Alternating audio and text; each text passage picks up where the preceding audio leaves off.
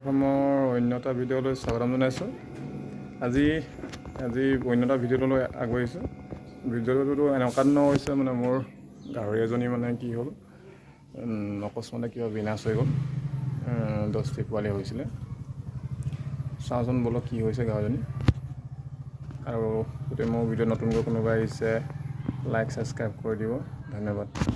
এনেকৈ বলক ভিডিঅ'টো আৰম্ভ কৰোঁ। গাহৰিজনী চাওক, মই বিশেষকৈ গঁৰালৰ পৰা মই বাহিৰ আঁতৰ কৰি থৈছোঁ, কাৰণ বাকীখিনি গাহৰিও হৈ যাব পাৰে। গাহৰিজনী জ্বৰ হৈ আছিলে। আৰু লগতে মই এটা জ্বৰ টেবলেট খালি খুৱাই দিলোঁ, লগৰজনে কোৱা।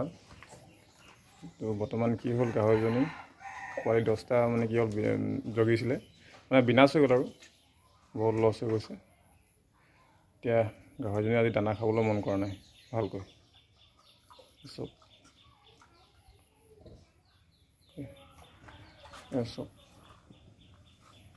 যাতে আপোনালোকে আশীৰ্বাদ কৰিব যাতে গাহৰিজনী সুস্থ হয়। চব গাহৰিজনী দানা খাবলৈ মনে নকৰা হ'ল। তো এতিয়া অকল ORS পানী খাই আছে।